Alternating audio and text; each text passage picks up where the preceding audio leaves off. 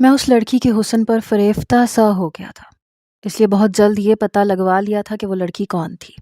وہ اسی آفس میں کام کرتی تھی جہاں انس کام کرتا تھا۔ لڑکی تھی یا کوئی مخملی گڑیا کہ ہاتھ لگاؤ تو میلی ہو جائے۔ وہ اس قدر خوبصورت تھی کہ اس کے سامنے مہرین مجھے اب معمولی سی لگنے لگی۔ مجھے لگ رہا تھا میں نے جلد بازی میں بہت غلط فیصلہ کر لیا۔ میں اچھا خاصا ہینڈسم قسم کا نوجوان، میں مہرین جیسی معمولی شکل کی لڑکی کو ڈیزرو نہیں کرتا، بلکہ مہرین وہ لڑکی ہونی چاہیے تھی جسے میں نے کچھ دیر پہلے انس کے ساتھ دیکھا تھا۔ یہ تو پھر مجھ سے بازی مار گیا۔ میری بیوی اس کی بیوی کے سامنے تو کچھ بھی نہ ہوتی، اور جس طرح وہ لڑکی ہنس ہنس کر انس سے باتیں کر رہی تھی، بار بار اس کا ہاتھ پکڑنے کی کوشش کر رہی تھی، ایسا لگ رہا تھا کہ انس سے کافی متاثر ہے۔ ہاں، اس نے مجھے جو نہیں دیکھا تھا، ورنہ انس کو کبھی بھی لفٹ نہ کرواتی۔ اب میں یہ سوچ رہا تھا کہ میں کیسے اس لڑکی سے مراسم بڑھاؤں، کیسے ملاقات کا سلسلہ شروع ہو۔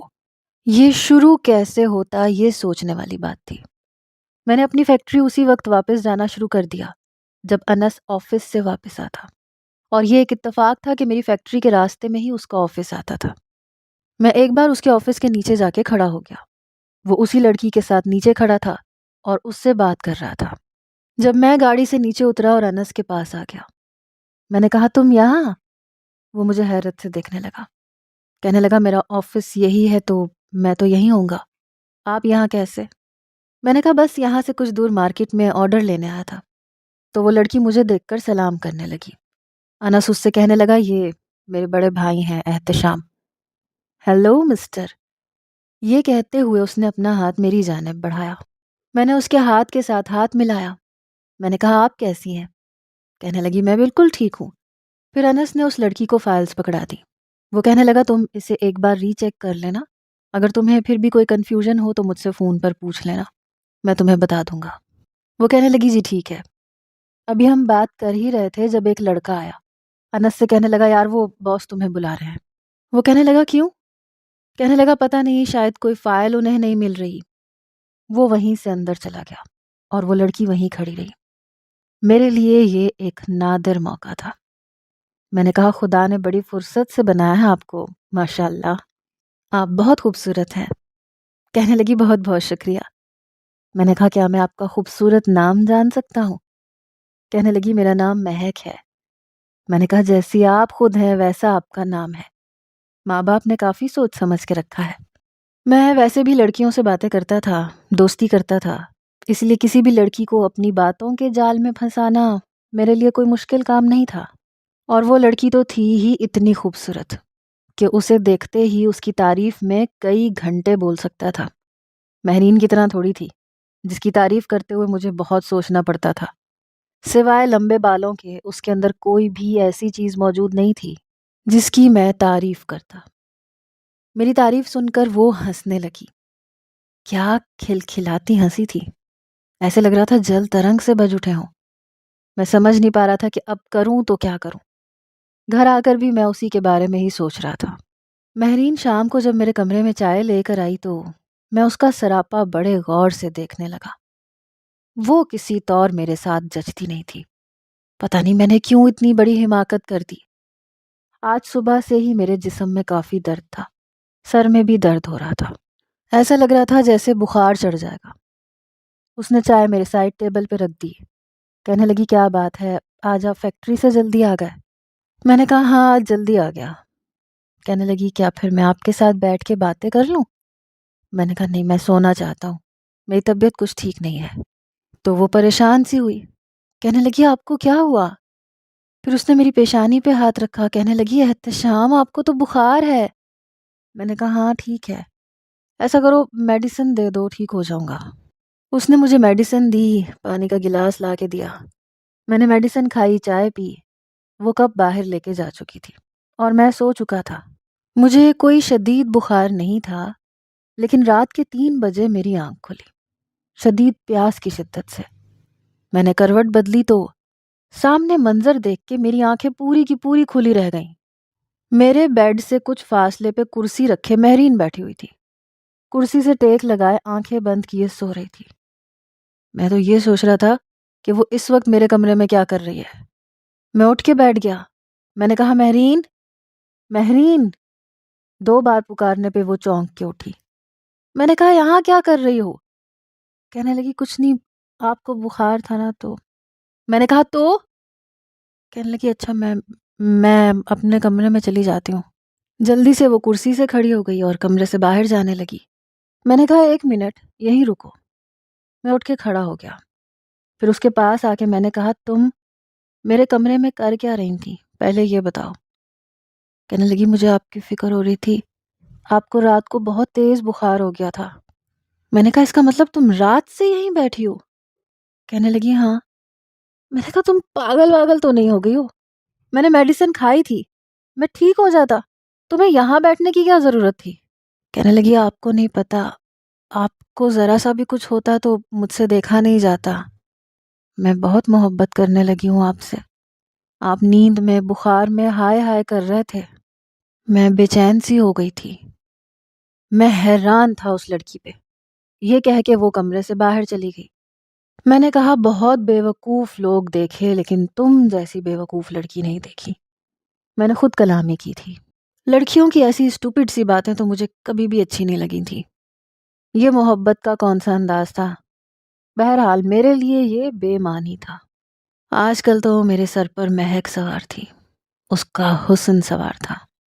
جب تک میں اس سے دوستی نہ کر لیتا مجھے چین نہیں آنے والا تھا۔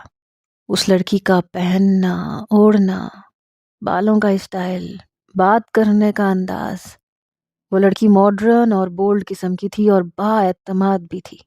مجھے ایسی لڑکیاں بہت اچھی لگتی تھیں۔ ایک بار وہ مجھے شاپنگ مال میں مل گئی۔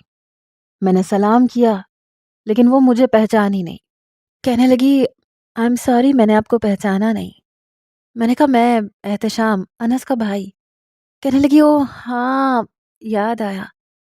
میں حیران تھا وہ مجھے کیسے بھول سکتی تھی؟ میری شخصیت بھلانے والی تو ہرگز نہیں تھی۔ وہ کہنے لگی آپ نے انس کا نام لیا تو مجھے یاد آ گیا، آپ بھی یہاں شاپنگ کرنے آئے ہیں؟ میں نے کہا ہاں آیا تو شاپنگ کرنے ہوں لیکن ساتھ کوئی ایسا نہیں ہے جو ہیلپ کروا دے۔ میں نے جان بوجھ کے بات بڑھائی تھی۔ میں نے کہا کیا آپ میری مدد کر دیں گی؟ میرے دوست کی شادی ہے۔ کہنے لگی ہاں کیوں نہیں، مجھے بہت آئیڈیا ہے ان چیزوں کا۔ اس نے 10 منٹ میں میری شاپنگ کروا دی۔ میں نے کہا کافی گھنٹوں سے گھوم رہا تھا، کچھ سمجھ نہیں آ رہا تھا اور آپ نے تو میرا مسئلہ 10 منٹ میں حل کر دیا۔ آپ جیسی پرفیکٹ لڑکی پتہ نہیں کن خوش نصیبوں کے نصیب میں ہوتی ہے۔ وہ کہنے لگی مجھے انس نے بتایا تھا کہ آپ کی منگنی ہو چکی ہے۔ میں نے دل میں سوچا کہ انس نے یہ بات ضرور بتائی ہوگی، اسے تکلیف جو بہت ہے، کیا ضرورت تھی بتانے کی؟ میں نے کہا جی ہاں، گھر والوں کی مرضی سے، ورنہ مجھے اپنی وہ کزن پسند نہیں ہے، لیکن کیا کہہ سکتے ہیں۔ کہنے لگی یہ کیا بات ہوئی، وہ آپ کو کیوں پسند نہیں ہے؟ میں نے کہا وہ آپ کی طرح نہیں ہے نا، جسے دیکھ کر بندہ نظر پلٹنا بھول جائے۔ وہ مسکرانے لگی۔ مجھے باتوں کا جادو آتا تھا اس لیے اس لڑکی پر بھی چلنے لگا۔ میں اس کے ساتھ اوپر کیفیٹیریا میں آ گیا، جوس پیا، برگر کھائے۔ وہ کافی بے تکلف ہو چکی تھی مجھ سے، یہاں تک کہ فون نمبر کا تبادلہ بھی ہو گیا، جو میرا اصل مقصد تھا۔ پھر میں مہک سے فون پر باتیں کرنے لگا۔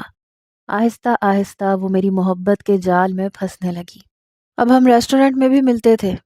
ایک بار مجھ سے ملنے آئی تو بہت غصے میں تھی۔ کہنے لگی یہ انس اپنے آپ کو سمجھتا کیا ہے، اتنا ایٹیٹیوڈ ہے اس لڑکے میں۔ میں نے کہا وہ تو ہے ہی بدتمیز، آپ کو بھی کچھ کہہ دیا کیا؟ کہنے لگی اور کیا، میرا اس نے ہاتھ پکڑ لیا، مجھے ڈانٹنے لگا۔ کہنے لگا مجھے ایسی لڑکی اچھی نہیں لگتی جو خواہ مخواہ قریب آنے کی کوشش کرے اور ہاتھ پکڑے۔ بہرحال یہ کوئی بات ہے کیا؟ ہماری سوسائٹی میں اس بات کو اتنا مائنڈ نہیں کیا جاتا۔ میں نے کہا وہ بہت ہی کنزرویٹو سوچ کا مالک ہے، اسے لڑکیوں سے بات کرنے کی تمیز نہیں ہے۔ بہرحال آپ کوشش کریں اس سے دور رہا کریں۔ وہ کہنے لگی آپ مجھے آپ کیوں کہتے ہیں، میں تو عمر میں آپ سے کافی چھوٹی ہوں۔ میں نے کہا آپ کو پتا ہے کہ تم تکلف کی پہلی سیڑھی ہے اور تکلف دوستی میں چلتا ہے۔ تو کہنے لگی تو پھر آپ کو دوستی پر اعتراض ہے؟ میں نے کہا نہیں، میں تو اپنے آپ کو خوش قسمت سمجھوں گا اگر آپ سے میری دوستی ہو جائے۔ وہ کہنے لگی ٹھیک ہے۔ اب میں اسے تم کہتا تھا۔ ہماری ملاقاتیں اب کچھ الگ طرح سے ہونے لگی تھیں۔ مہک امیر ماں باپ کی بیٹی، باپ بزنس مین تھا، ماں زیادہ تر اپنی کٹی پارٹیوں میں اپنی دوستوں کے ساتھ وقت گزارتی تھی۔ مہک نوکروں کے رحم و کرم پر پلی تھی، اس لیے دوستی کو زیادہ ترجیح دیتی تھی۔ اس کے حلقہ احباب میں لڑکیاں بھی تھیں اور لڑکے بھی تھے۔ حالانکہ ہمارے گھر کا ماحول بہت مختلف تھا، لیکن مجھے کون سا شادی کرنی تھی؟ ظاہر ہے شادی تو مہرین سے ہی کرنی تھی، چچا کی بیٹی تھی، خاندانی تھی۔ جیسے جیسے میں نے مہک کو جاننا شروع کیا، میری اس میں دلچسپی کم ہونے لگی، کیونکہ وہ لڑکوں سے بہت بے تکلف ہو کر ملتی تھی، اور میرے اندر بھی کہیں نہ کہیں ایک مشرقی مرد چھپا ہوا تھا۔ میں اسے گرل فرینڈ کے طور پر تو رکھ سکتا تھا، لیکن بیوی کے طور پر نہیں۔ مہرین بے شک خوبصورت نہیں تھی، لیکن میں جانتا تھا کہ اس کا دل، اس کی سوچ، اس کے خواب صرف مجھ تک محدود ہے۔ مجھے حیرت کا جھٹکا اس وقت لگا جب مہک نے کہا کہ احتشام، میں تم سے محبت کرنے لگی ہوں، تمہارے بغیر رہ نہیں سکتی۔ میں اپنی جگہ پہ اچھل کے رہ گیا، سمجھ نہیں آ رہا تھا کہ جواب کیا دوں۔ وہ کہنے لگی چپ کیوں ہو؟ میں نے کہا مجھے اپنی خوش نصیبی پر یقین نہیں آ رہا۔ مہک کہنے لگی میں تمہارے بغیر نہیں رہ سکتی۔ میں نے کہا کہ رہ تو میں بھی تمہارے بغیر نہیں سکتا، لیکن تم سمجھو نا یار، میری منگنی ہو چکی ہے، اور وہ بھی خاندان میں۔ پھر ایک ہی گھر میں ہم رہتے ہیں، میں انکار نہیں کر سکتا۔ وہ کہنے لگی میں کچھ نہیں جانتی، مجھے کچھ نہیں پتا احتشام، میں تمہارے بغیر نہیں رہ سکتی، اس کا کوئی حل نکالو۔ اور جب تم اپنی کزن کو پسند ہی نہیں کرتے تو کیوں اپنے ماں باپ کی وجہ سے اپنی زندگی برباد کر رہے ہو؟ میں نے کہا کرنا پڑتا ہے یار، میری فیملی تمہاری طرح نہیں ہے، یہاں کی ویلیوز کچھ اور ہیں۔ وہ کہنے لگی میں تمہاری محبت میں بہت آگے بڑھ چکی ہوں، پلیز ایسے مت کرو۔ میں نے کہا ٹھیک ہے، تم پریشان مت ہو، میں کچھ کرتا ہوں۔ وہ کہنے لگی ابھی مجھ سے آ کے ملو۔ میں نے کہا ٹھیک ہے، میں تم سے ملتا ہوں۔ مہک نے مجھے ہوٹل کے ایک کمرے میں بلایا تھا۔ جب میں وہاں گیا تو وہ رو رہی تھی۔ میں نے کہا کیا ہوا تمہیں، رو کیوں رہی ہو؟ میرا یہ کہنا تھا کہ وہ اپنے بیڈ سے اٹھ کر میرے پاس آئی، میرے سینے سے لگ گئی۔ میں تو اپنی جگہ فریز ہو کے رہ گیا۔ ٹھیک ہے میری لڑکیوں سے دوستی تھی، لیکن آج تک کوئی اتنے قریب نہیں آیا تھا۔ وہ کہنے لگی میں تمہارے بغیر نہیں جی سکتی احتشام۔ پتہ نہیں مجھے کیا ہو گیا ہے، لیکن اس کا یوں میرے ساتھ لگنا مجھے بہت عجیب لگ رہا تھا۔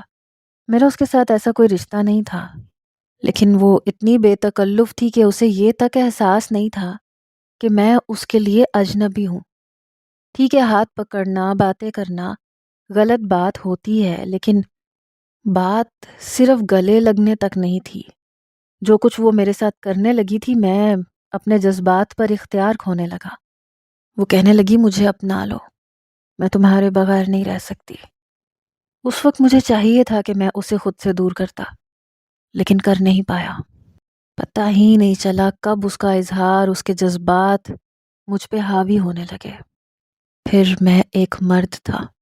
جب ایک لڑکی اتنی بڑی جرت دکھا رہی تھی تو میں کیسے پیچھے ہٹ سکتا تھا؟ ہمارے بیچ وہ سب کچھ ہو گیا جو نہیں ہونا چاہیے تھا۔ ہوش مجھے اس وقت آیا جب سب کچھ ہو چکا تھا۔ میں اپنا سر پکڑے بیٹھا تھا، لیکن مہک کو ذرا بھی افسوس نہیں تھا۔ وہ کہنے لگی بس اب جلدی سے اپنے گھر والوں کو میرے گھر بھیجو۔ میں تو اس کی شکل دیکھ کے رہ گیا۔ میں نے کہا اچھا ٹھیک ہے، میں کوشش کروں گا۔ میں بے حد پریشان تھا۔ جو لڑکی مجھے بے قابو کر سکتی تھی، میرے ساتھ ہر حد سے تجاوز کر سکتی تھی، تو نہ جانے اور کتنے لڑکوں کے ساتھ کر چکی ہوگی۔ وہ یوں ہی بے تکلفانہ انداز میں ملتی تھی۔ ابھی ہماری دوستی کو صرف 3 مہینے گزرے تھے اور وہ اپنا رنگ دکھا چکی تھی۔ یہاں ایک مہرین تھی جو پچھلے 8 ماہ سے میری منگیتر تھی اور میرے کمرے کا سارا کام اس کے ذمہ تھا، لیکن آج تک اس نے کبھی میرا ہاتھ تک نہیں پکڑا تھا، کبھی مجھے چھونے کی کوشش نہیں کی تھی۔ میں جیسا بھی تھا، لیکن ایک بیوی ایسی ہی چاہتا تھا۔ میں کیا، ہر مرد کی ایک ہی خواہش ہوتی ہے کہ اس کی بیوی بالکل انچھوئی ہو۔ ابھی تو میں مہک کی باتوں سے ہی نکل نہیں پایا تھا جب میرے کمرے میں میری والدہ آئیں۔ وہ مسکرا رہی تھیں، کہنے لگیں تمہارے چچا اور تمہارے بابا نے مل کر 1 مہینے بعد کی شادی کی تاریخ پکی کر دی ہے۔ یہ سن کر میرا دماغ گھوم کے رہ گیا۔ میں نے کہا امی اتنی جلدی کیوں؟ کہنے لگی اتنی جلدی تھوڑی ہے، ایک تو تمہاری دادی اماں کی طبیعت کچھ ٹھیک نہیں رہتی، وہ کہتی ہیں کہ احتشام کی اور مہرین کی شادی جلدی کر دو، اور دوسرا ماشاء اللہ سے تم 26 سال کے ہو گئے ہو، اب شادی نہیں کرو گے تو پھر کب کرو گے؟ اور پھر ایک ہی گھر میں دونوں منگیتر کا یوں ساتھ رہنا اچھا نہیں لگتا۔ بہرحال میں پریشان ہو کے رہ گیا تھا۔ اب میں مہک سے ٹال مٹول کرنے لگا۔ وہ کبھی مجھے کہتی کہ وہ مجھ سے ملنا چاہتی ہے تو میں اسے ٹال دیتا کہ میں بیزی ہوں، بعد میں آ جاؤں گا۔ مجھے اس کے اندر ذرا بھی دلچسپی اور کشش محسوس نہیں ہوتی تھی۔ اس کا حسن مجھے اب بالکل بھی متاثر نہیں کر رہا تھا۔ میری شادی کی خبر جب انس کے ذریعے سے مہک تک پہنچی تو اس نے فون پر رونا دھونا مچا دیا۔ وہ کہنے لگی تم شادی کیسے کر سکتے ہو؟ احتشام تم مجھے دھوکہ کیسے دے سکتے ہو؟ میں نے اپنا سب کچھ تم پر لٹا دیا صرف اس لیے کہ میں تم سے محبت کرتی ہوں۔ میں نے کہا دیکھو میرے بس میں کچھ بھی نہیں ہے، میں کچھ بھی نہیں کر سکتا کیونکہ میرے اختیار میں نہیں ہے۔ میں تمہیں پہلے بتا چکا تھا کہ وہ میرے چچا کی بیٹی ہے، کوئی عام لڑکی نہیں ہے کہ جب چاہا منہ اٹھایا اسے چھوڑ دیا۔ وہ کہنے لگی تو کیا میں عام لڑکی ہوں؟ تم میرے ساتھ سب کچھ کرنے کے بعد مجھے چھوڑ دو گے؟ میں نے کہا اس رات جو کچھ ہوا اس رات تم نے ہی مجھے مجبور کیا تھا۔ وہ کمرہ تم نے بک کروایا تھا، میں نے نہیں۔ ہوٹل کے کمرے میں تم نے مجھے بلایا تھا، میں نے نہیں۔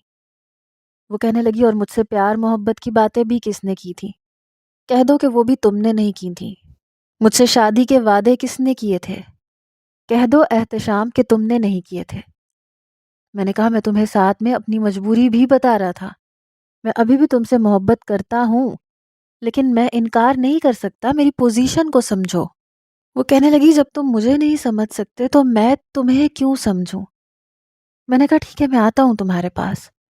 میں اسے ایک ریسٹورنٹ میں ملنے گیا، یہ سمجھیں کہ ایک قصہ ختم کرنے گیا تھا۔ وہ بری طرح سے رو رہی تھی۔ میں نے اس کو پھر سے محبت کا یقین دلایا۔ میں نے کہا دیکھو میری شادی ہو گئی، میں مہرین کے ساتھ شادی صرف اپنے خاندان کی وجہ سے کرنا چاہتا ہوں، لیکن محبت میں تمہیں سے کروں گا، تم سے نکاح بھی کر لوں گا اور تمہارے ساتھ ہی زندگی گزاروں گا۔ یہ میری صرف خاندانی بیوی ہوگی اور کچھ نہیں۔ وہ کہنے لگی تو میری کیا پہچان ہوگی؟ کہ اپنی فیملی کے سامنے تم یہ کہہ سکو گے کہ میں بھی تمہاری بیوی ہوں؟ میں نے کہا دیکھو میں تم سے صاف صاف بات کروں گا، اپنی فیملی کے سامنے میں تمہیں بیوی کے حوالے سے متعارف کبھی بھی نہیں کروا سکتا۔ ہاں ٹھیک ہے تم سے نکاح کر لوں گا، تمہیں بہت خوش رکھوں گا، ایک الگ فلیٹ لے کے دوں گا، تمہارے سارے اخراجات بھی پورے کروں گا، اور سب سے بڑی بات تم سے محبت کروں گا جو مہرین کے حصے میں کبھی نہیں آئے گی۔ وہ کہنے لگی ٹھیک ہے۔ میں نے کہا شکر ہے مصیبت میرے گلے سے ٹل گئی۔ میں واپس آ چکا تھا، میری شادی کی تیاریاں زور و شور سے شروع ہو چکی تھیں اور اب میں نے اپنی توجہ مہک سے ہٹا لی تھی۔ مجھے اس سے شادی کرنی ہی نہیں تھی، اس قسم کی لڑکی کے ساتھ میرا گزارا ہرگز نہیں تھا۔ جیسے ہی شادی کی بات پکی ہوئی مہرین میرے سامنے نہیں آتی تھی۔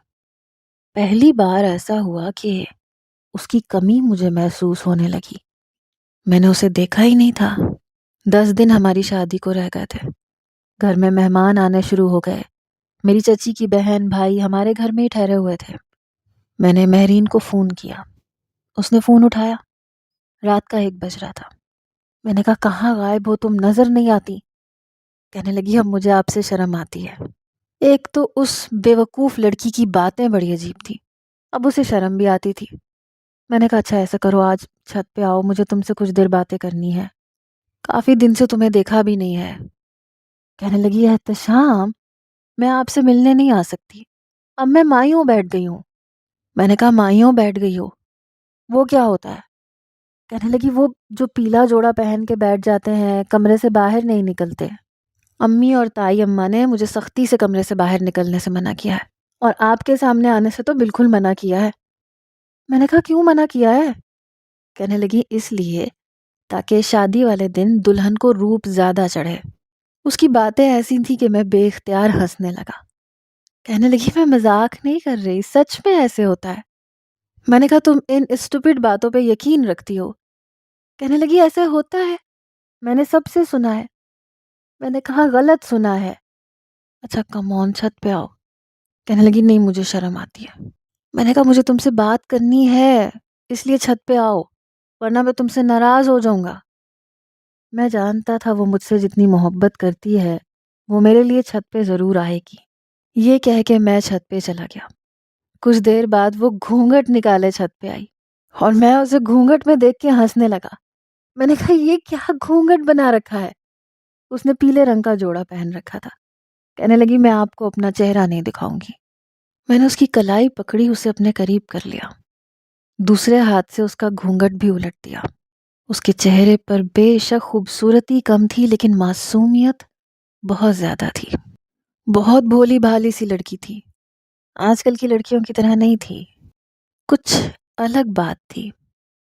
میرے ایک دم یوں گھونگھٹ الٹنے پہ وہ نروس ہوئی، بری طرح سے گھبرائی، اپنی کلائی میرے ہاتھ سے چھڑوانے لگی۔ میں نے کہا اتنے دن سے میرے سامنے کیوں نہیں آ رہی تھی؟ کہنے لگی احتشام میرا ہاتھ چھوڑے، مجھے اچھا نہیں لگتا۔ میں نے کہا اچھا، میرا ہاتھ پکڑنا تمہیں اتنا برا لگ رہا ہے؟ اور شادی کے بعد؟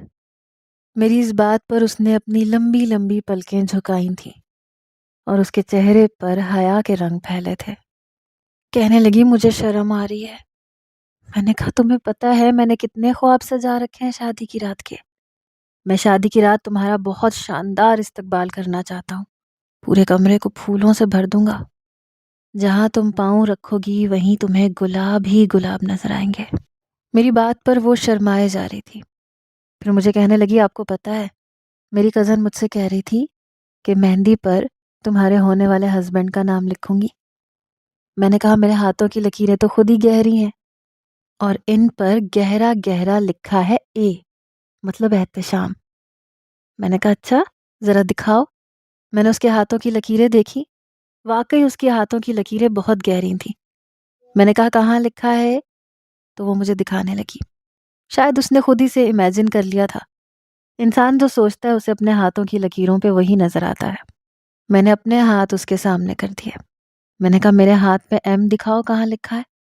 پھر وہ میرا ہاتھ غور سے دیکھنے لگی، ایک طرف اشارہ کر کے کہنے لگی یہ دیکھیں یہ ایم لکھا ہے، ایم سے مہرین۔ میں ہنسنے لگا، عجیب سی باتیں تھیں اس کی۔ میں نے کہا ہاتھوں کی لکیروں پہ ایسا کچھ نہیں ہوتا، یہ سب من گھڑت باتیں ہوتی ہیں۔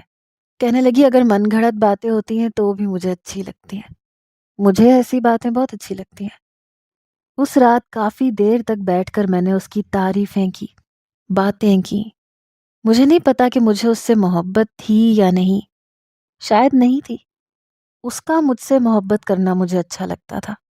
مجھے یہ تسلی تھی کہ اس کے دل میں ہوں، انس کہیں نہیں ہے، اور میں مہرین کے دل میں انس کو برداشت کر بھی نہیں سکتا تھا۔ بہرحال وہ صرف آدھا گھنٹہ ہی اوپر رکی، پھر چلی گئی۔ 10 دن بھی ایسے ہی گزر گئے، روزانہ ڈھولکی بجتی، گانے گائے جاتے۔ مہندی والے دن میں اسٹیج پر مہرین کے ساتھ بیٹھا تھا۔ وہ بہت مسکرا رہی تھی، پیاری بھی بہت لگ رہی تھی، پہلی بار اتنی اچھی لگ رہی تھی، حالانکہ زیادہ میک اپ بھی نہیں کیا تھا۔ مجھ سے کہنے لگی میں کیسی لگ رہی ہوں؟ میں نے کہا یہ میں تمہیں کل بتاؤں گا جب تم دلہن بن کے میرے کمرے میں آؤ گی۔ میری بات سن کر اس نے نظریں جھکائیں۔ میری نظر سامنے انس کے چہرے پہ تھی۔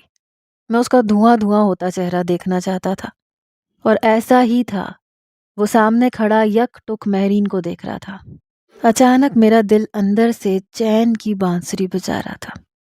میں خوش تھا کہ میں نے اس کی محبت اس سے چھین لی، بلکہ اس کی محبت کے دل میں میرا راج تھا، میری حکمرانی تھی، اور اب تو اس کی زندگی پر بھی میری حکمرانی ہونے والی تھی۔ کہ اچانک سے میں نے دیکھا کہ ایک لڑکی باہر چوکیدار سے کچھ کہہ رہی تھی، لڑ رہی تھی، کہہ رہی تھی مجھے اندر آنا ہے۔ چوکیدار کہہ رہا تھا کہ آپ کو کس نے بلاوا دیا ہے، پہلے کارڈ دکھائیں، آپ کو شادی کا کارڈ ملا ہے کہ نہیں؟ اور وہ اسے دھکا دے کر اندر آ گئی۔ جب اس لڑکی کو میں نے دیکھا تو میرے ہوش اڑ گئے، سب کی نظریں اسی پر تھی۔ وہ مہک تھی، اس نے بھی مہندی کا جوڑا پہن رکھا تھا، ہاتھوں میں گلاب اور کلیوں کے گجرے بھی پہنے ہوئے تھے، میک اپ بھی کیا ہوا تھا، ماتھے پہ بندیا، کانوں میں گلابوں کی بالیاں، بالکل کسی مہندی کی دلہن کی طرح سے تیار تھی، لیکن نشے میں تھی۔ میں جانتا تھا وہ کبھی کبھی ڈرنک کرتی ہے، کلب میں بھی جاتی ہے۔ ڈگمگاتے قدموں سے وہ میرے ہی پاس آ رہی تھی، حالانکہ وہاں بہت سے لوگ تھے جو اس سے یہ کہہ رہے تھے کہ آپ کو کس نے بلایا ہے، کون ہیں آپ؟ وہ کہنے لگی شٹ اپ، نظر نہیں آ رہا میں دلہے اور دلہن کو مہندی لگانے آئی ہوں، پیچھے ہٹو۔ وہ سب کو دھکے دے دے کے آگے بڑھ رہی تھی اور مجھے لگ رہا تھا کہ بس اب میری جان نکل جائے گی۔ اس سے پہلے کہ وہ میرے پاس پہنچتی، انس نے اس کی کلائی پکڑی اور پھر